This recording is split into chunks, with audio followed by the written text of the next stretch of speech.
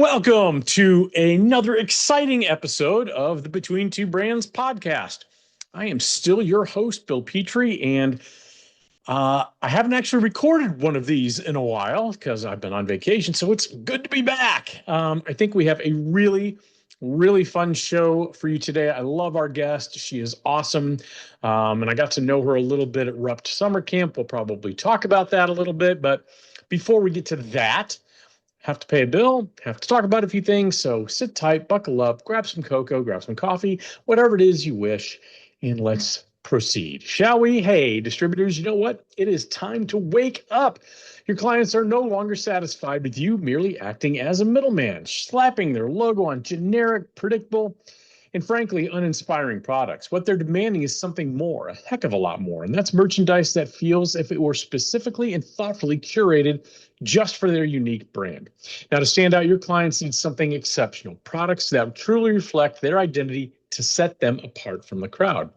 And this is where our friend Russ Mogel and his team at Seven Sourcing come in. Now, with over 30 years of direct merchandise sourcing, they are the clear leaders in the space. Here's just a couple of reasons why you need to partner with Seven Sourcing on your next custom merchandise product. They have established relationships with very highly trusted factories. They ensure all merchandise passes a rigorous quality control check by an accredited third-party partner. They comply with, but frequently exceed industry standards, manufacturing requirements, and product safety regulations. They manage every part of the logistics and communicate with you through every step of the process.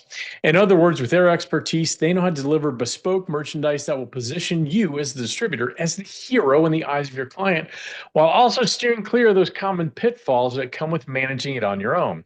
Now, let me be clear. It does take a little bit more time, 75 to 90 days, to design, develop, and deliver truly unique and original merchandise. But I'm a firm believer that time and planning is absolutely worth it to craft those exceptional products and to give you the opportunity to foster lasting loyalty. I'm really a big believer in that. So when you're ready to elevate yourself from just another promotional products distributor to a true partner that delivers exactly what clients crave, that unique custom branded merchandise designed specifically for them, reach out to Russ and his team at sales@sevensourcing.com. All right. So, opening shot, I thought we'd talk about, well, I guess it's me. I thought I'd talk about the new branding of PPAI, kind of a brand refresh they launched about a week ago. This has been long overdue, in my opinion. The color scheme felt dated every time I saw the purple, I think they call it promo purple, and green, which was kind of a poison green. I always felt like it was the Joker from the 1999 adaptation of Batman. It just felt very dated to me. So they took the logo and refreshed it. So they have a new typography, which is similar to the old one, but a nice updated one, which is Avenir next. And it's hollowed out for the main logo. And I really thought that was a clever choice. For the secondary, it's filled. Now they have a new primary color called PPAI Blue, which blue, as you know, if you do anything in branding, signifies trust. I think, again, a smart choice, moving away from the purplish hue a little bit more to a cobalt or a steel blue. It feels a little more modern, feels a little more updated, feels a little more, for lack of a better term, on brand. Now, their secondary color is silver, and that represents purpose, which I love, especially for a nonprofit association and industry association. One of their main jobs is to foster trust, not only among membership, but also among the greater community in which they advocate for, which is small businesses through the lens of branded merchandise. I really love that. They have a new tagline too.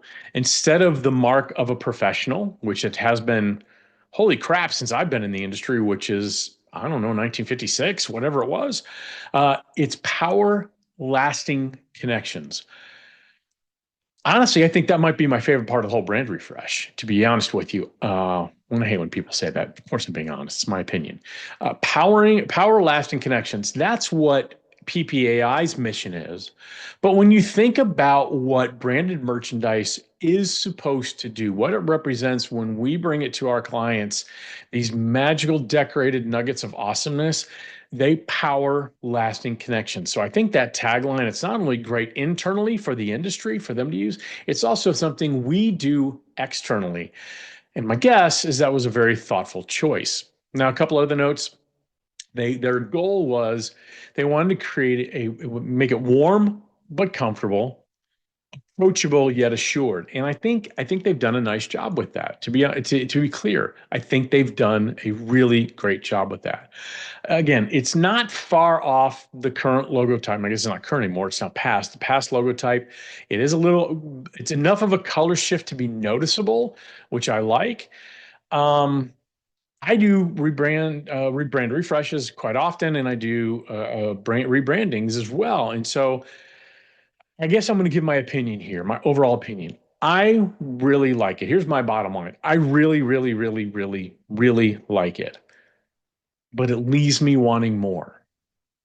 There's something I want something a little more bold, and maybe that's coming. Maybe a complete rebrand is coming. This is more of a brand refresh, and I think it's a great brand refresh. Let me be clear. But it's like having a little, having the last slice of pizza and there's none left. I want another slice. I want more. I want it to be a little bit more bold. But I will say, I think this is a significant step forward for PPAI, and it's one I absolutely applaud. And I'd love to hear your thoughts on this as well. All right, before we bring on our guests, let's go ahead and pay the rent one more time, shall we? Do you know what season it is other than being hot, humid, and miserable? That's right, it's business valuation season. Now, perhaps you don't know what your company's worth. Maybe it's been more than a few years since your last valuation, and you need a new benchmark to see if your company is increasing in value. Heck, you might want to even see if it's just time to sell your business. Now, regardless of the reason, Jamie Watson and the experts at Certified Marketing Consultants, they have extensive experience in the world of branded merchandise and the financial knowledge necessary to provide a fact-based valuation for your business. All you need to do is email them at info@certifiedmarketing.com for a confidential discussion today. All right, that's enough of my opening shot. Let's go ahead and bring on our guest. Fake laugh. My guest today absolutely needs no introduction. But you know what? It's hot outside, and I feel like wasting your time, her time, and my time by introducing her anyway. She's a third generation promo kid who thought she'd never have much of a chance of choosing another career. She grew up raiding sample rooms, like a lot of us, obsessing over the latest promotional products, and building what she proudly considers is a museum worthy collection of Yo Quiero Taco Bell dogs. Fun fact, I've never eaten at Taco Bell. We might talk about that. What? That's correct. Before she was old enough to legally work, she was already helping with kidding projects in the family business. Later, her mom made sure she learned every corner of the industry, from customer service to order processing to warehousing and trimming embroidery in the shop, before she ever got a chance to sell. 14 years later, she is the vice president of sales at SOC 101 with experience across apparel, hard goods, and branded experiences. After nearly a decade on the supplier side, she remains passionate about helping distributors succeed and excited about where the branded merchandise industry is headed next. Please join me in welcoming the lovely and talented Rachel Hoskins. Rachel, thank you for coming to Wow. do this. Okay. And every room before I enter, I'm going to hire you to introduce me. Yeah, I only do that a good one time. One Okay. time. Okay. Fine. Fine. So, so I love people's industry journey. It's always a good way to start these conversations. I didn't realize you were a third generation merch kid. So, what was it like growing up in the industry? Again, like rating the samples and my dad had the Taco Bell account back in the day. So like I had Taco Bell, Yo Quiero Taco Bell earrings with the Chihuahua dog on them. Like I cannot believe you haven't eaten at Taco Bell. It's a religion. And Yes. So I say that and people get all upset. I'm like, it's not some sort of stance. Like it's not some sort of thing I it have. feels It's like a just stance. It feels like you had no. to try. No, I don't. Well, I Okay. do, but I don't. But I might. So Okay. here's the thing. I had very simple tastes as a kid. I never had cheese on a hamburger until I met my wife when I was 19. Okay. That's the type of Okay. basic bitch the food household I grew up in. And so she opened up my eyes to Mexican food and all these other things. And by the time I started eating Mexican food, looking at Taco Bell does not appeal to me. So I don't know what call me a crunch. food snooty, whatever. Just never eaten it. That's fair. But I mean, Taco Bell on a late night always hits. So you're Does missing it out. though? Does it hit the next morning? Because that's It the real does. question. It helps the next morning. It does everything you Does need it? to make the next morning better. But anyways, I'm I don't taking know. you to Taco Bell. It's fine. Okay. All Um, right. but yeah, I loved growing up in the industry. My grandfather was in the industry, my dad, and then eventually my mom. And then when my parents got divorced, my mom started her own distributorship. Mhm. Um, and I ended up working for her. But as you know, some kids dream about being firefighters or astronauts or, like normal kid things. Me and my Right. best friend, Nellie, we would go sit in her parents' little office. They had their two desktop computers and the printer, and I would be the salesperson, and she'd be my order processor, and we'd be printing all the paper. All the paper. I don't know how we didn't get in trouble for that, but we would be pretending that we were in sales and she was processing my orders. And eventually she also was hired by my mom and was an order processor. So, dream big Yeah, or and make not. it happen. You might be the only person I've ever run into that has not fallen into this business like by accident or happenstance or whatever. I really love that. So I know what made you want to start working there. Yeah. At some point, you decided, you know what? I want to branch out. I want to do other things. Taco Bell might be hiring. What made you want to leave? Um, I didn't want to leave necessarily. My mom is a hard ass, and I actually really appreciate her now for that. Not I then. Not then. I was definitely super sassy. But I I'm think every shocked. sales I'm stunned. you know what, Bill? I think every salesperson should have to do everyone else's jobs before they're in sales because then you appreciate it more. Yeah. And you're more grateful for those people doing that job and you understand the work that goes into it. So she was really smart in that and made me earn sales like was something that I appreciate Mhm. her for. But I don't want to work for my mom forever. I think it's way better for our relationship now that I don't work for her. um, but we went to an EME Green, and when EME had colors, and Mhm. um, I met with Alternative Apparel. And shortly after that, they were hiring a Midwest rep. And that was it just it was happen chance. I met them there and I was like, well, this is my dream job. Alternative apparel, that's the right culture for me. They Yeah. bring the dogs into the office. They have a retail division, cool, trendy apparel, like something different, something fun to sell. And then I got to travel and I didn't have kids. I was young and hungry and ready to like prove myself outside of my Yeah. parents. Yeah. One thing you mentioned is something I've forgotten I used to do, but I absolutely agree with, which is every salesperson should do that customer service job, that order entry job. It's so imperative. I first started working in this industry a million years ago in the year 2000. So, but one, yeah, at Halo. But one of the things I implemented pretty early on was that once a month, every salesperson had to sit with their uh, personal CSR for a day. And the CSR would have them do their job. Oh my gosh, And I'm sure and those stars were yeah, dreadful. and the CSRs would get 3 hours for lunch to do the things that salespeople would do when I was a salesperson too. But yeah, I would have maybe a long lunch, but I'd get my dry cleaning done. I'd go do this. I learn a quick trip to the grocery store. You do those things because you have that freedom to do it. There's also the challenging side of sales. Sales isn't for everybody. It's a difficult job, but it was important that they see each other's worlds a little bit. And then Absolutely. and then once a month they would take CSRs on sales calls and have Oh, them do part of it too. So it's kind oh, of like that's we fun. we would start identifying which CSRs wanted to become salespeople, had the ability to become salespeople. So it was kind of a training ground too.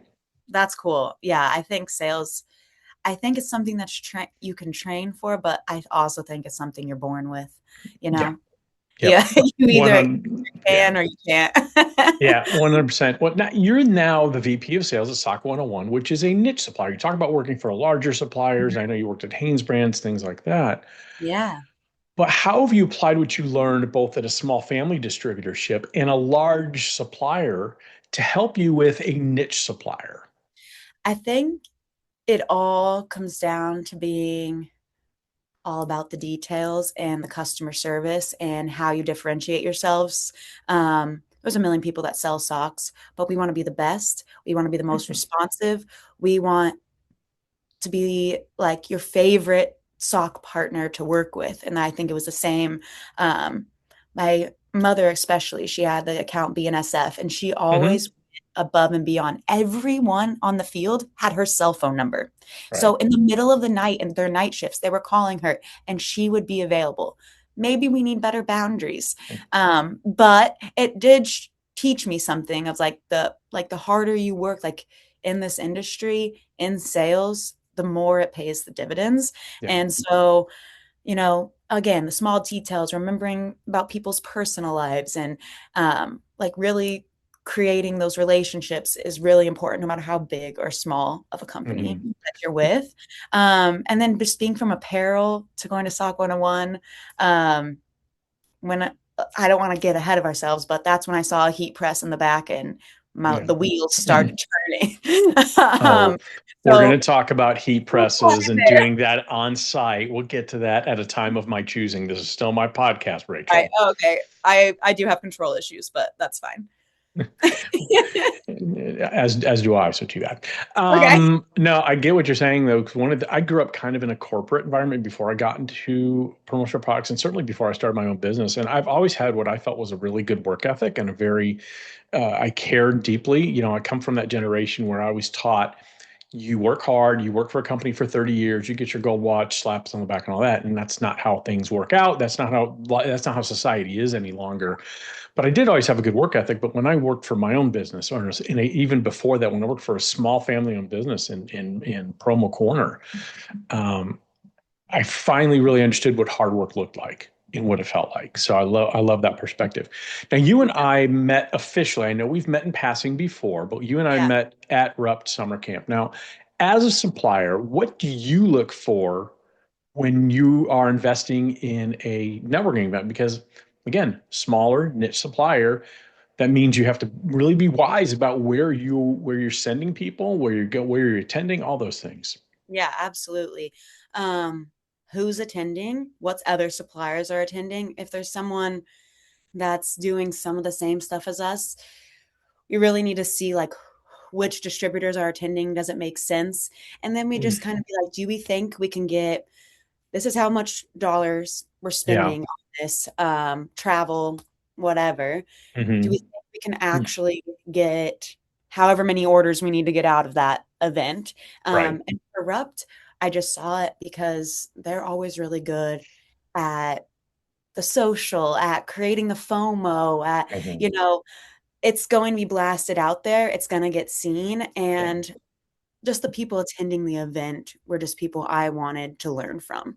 So it was just great. You have Josh Ellis there, you have Mhm. Johanna, you have all these amazing people. I'm like, I want to learn more from them. So I think we as a company and me as an individual will benefit from that, even if we get no orders. And then, yes, just the content that comes out of that because people don't know all the things that we can do still to this day, and just getting to showcase that more.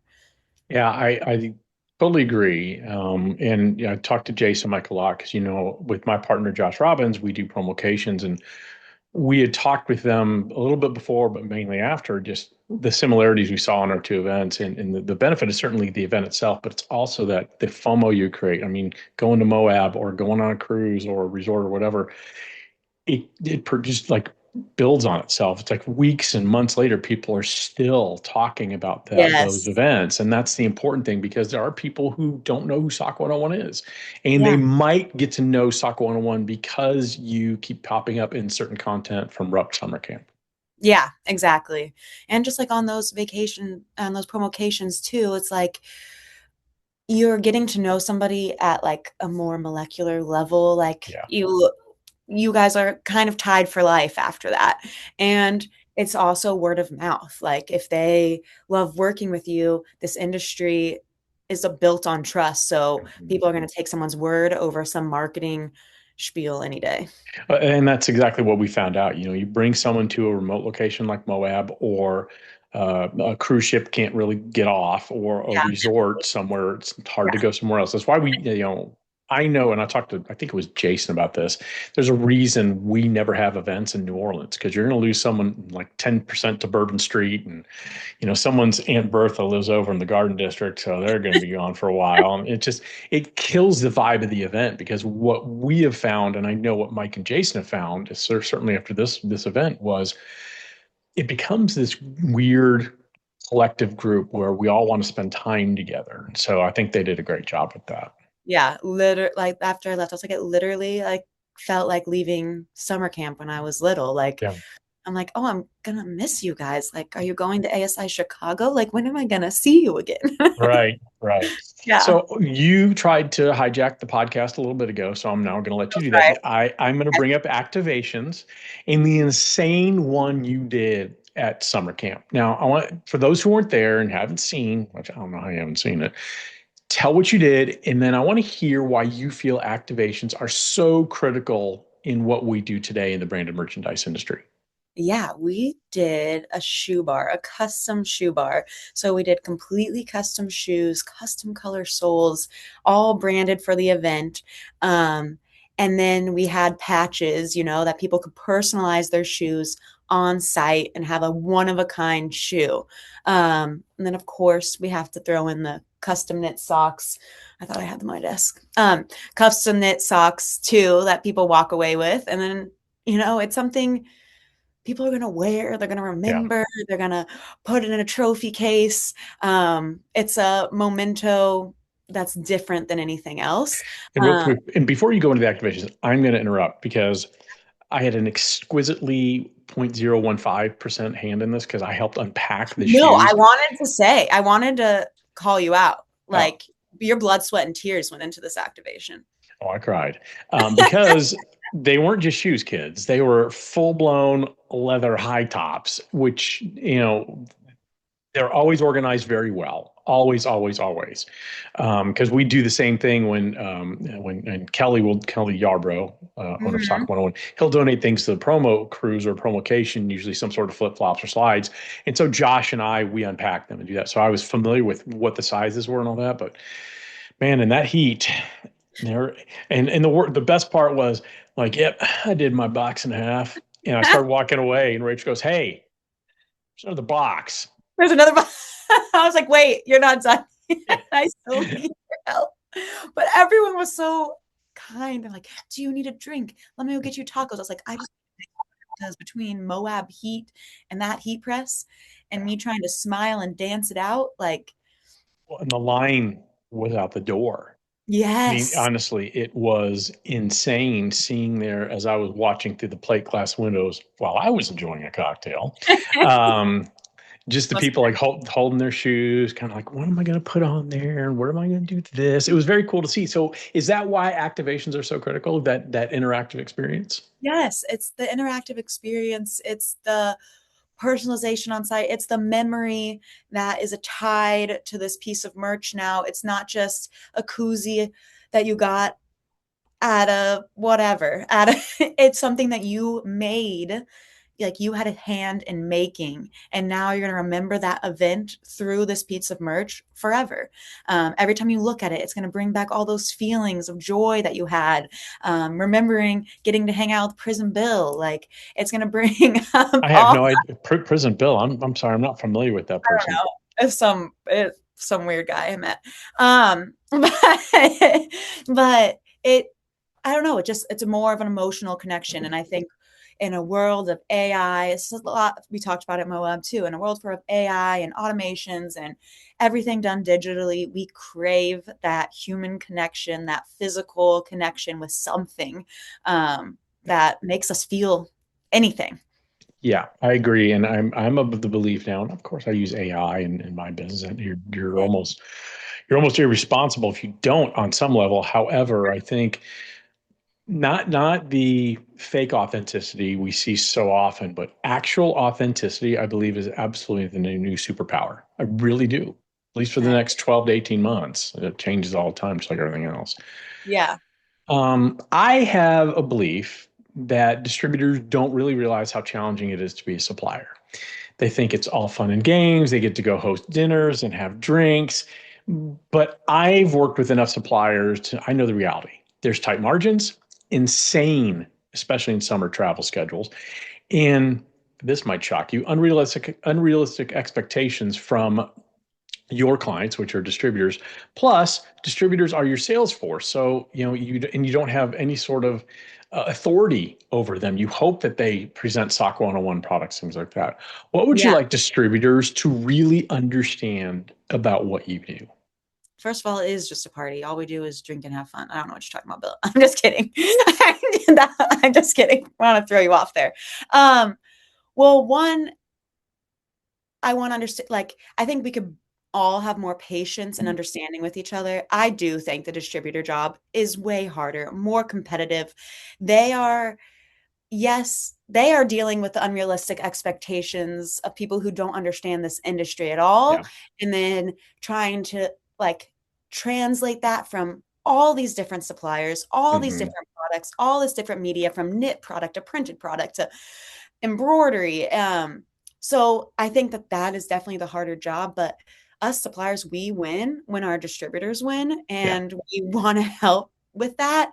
But when things go wrong, if it's our fault, we will 100% do what we can to make it right. But if it is a end user having unrealistic expectation, I think the best thing we can do, the best partnerships is when we collaborate, and instead of one side assuming the lost, we put our heads together and see how we can make it right for the client. Yeah. And so, you know, we are a team. We want you guys to win. Um, because then we win. Yeah. So let's always treat it like a partnership, both sides, and just a little more understanding and patience. But we do understand the tight deadlines you guys are Yeah. dealing with and the unrealistic expectations of people who don't even understand a bit of what's going on, and having to Right. try to translate that to them. Hmm. Its own language, our industry.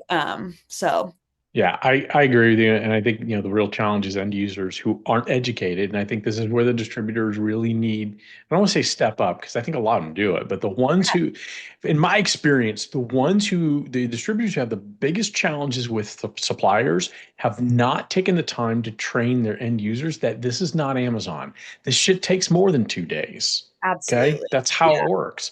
Yeah. They just hope and pray that and everything's on fire. Okay, I got to have this tomorrow and stuff. That's difficult if you're not really educating your client on this is how things work.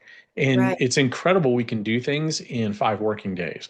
I come from the time when it was you'd say 10 working days and pray it was 10 working days. Yeah. So, all right, go ahead. To, just to use your suppliers as a resource for that. You don't need to know everything about everyone, but No, any supplier is happy to get on a meeting with your end user as an extension of your team, come on there as your right. team and explain the process of knitting socks, of whatever it may be, so that way they can understand better like what to expect, and then, educate piece by piece, because as a distributor you can't know every single thing about every product. It's I, impossible. I I love that. Every distributor person I brought in, like as a new trainee, the ones that failed were always the ones who felt like they needed to become product experts. Like you do not need to be a product expert because there are millions of SKUs and you're never going to understand these subtle nuances. You might understand a 2-button placket and a 3-button placket. That's fine, but you're not going to understand what the technical fibers are in here that make it antimicrobial. You're not going to understand, how the socks are truly woven and customized and how that works in the process. You will never understand those things. That's what your supplier partners are for. And I think you're right. I love what you hit on, that I don't think distributors take enough advantage of the resources that suppliers have readily available at no cost. Absolutely. Absolutely. Oh, there you go. Hey, let's go back to summer camp real quick. And then if there's anything you wanted to talk about, let's do that. Okay. I want to know what you thought about Moab as a location.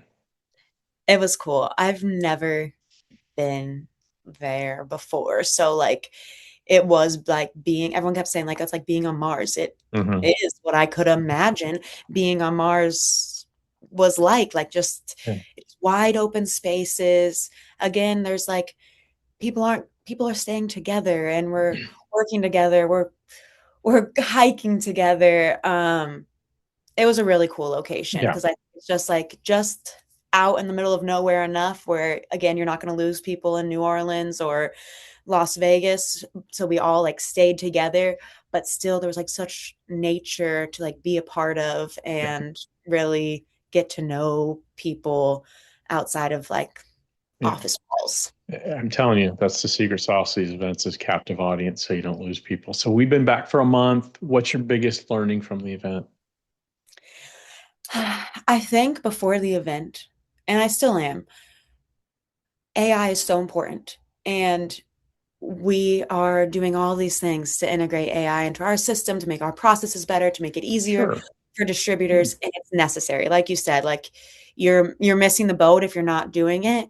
But it was great to be reminded of like how like being a human and that like and your connections with people, that's how you differentiate yourself as like being aggressively, passionately you. And that's how you're going to stand out from other people who don't have that level of customer service or don't have that level of connection with people in the industry. Yep, absolutely. All right, last question on summer camp.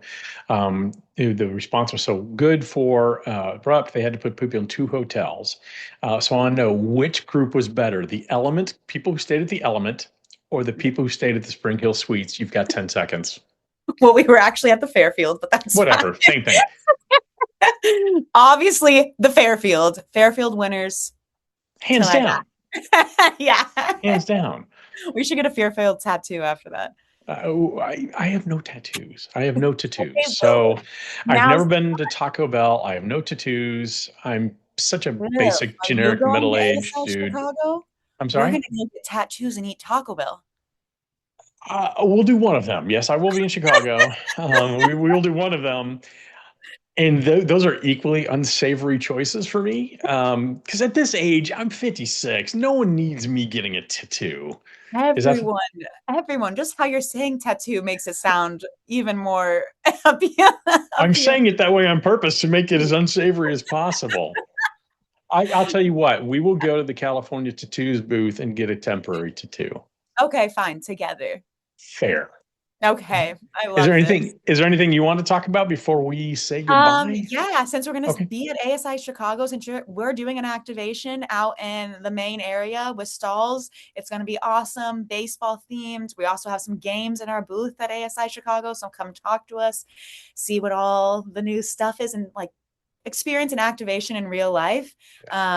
Because this is what we want you to sell. This is what's going to differentiate your distributorship is being able to offer this, and this is a great turnkey solution. Yeah, and I will say what you guys did at summer camp was next level. I mean, and I'm talking, folks, the level of commitment.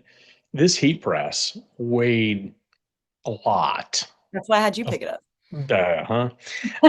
The amount of shoes and the amount of just coordination it needed, and especially we're going in the middle of nowhere. It'll be a little easier in Chicago, but it won't change the work behind it. So if you are at ASI Chicago, you need to stop by the SOC 101 area and Wonder Twin Powers activate. Yeah, I There you like that. go.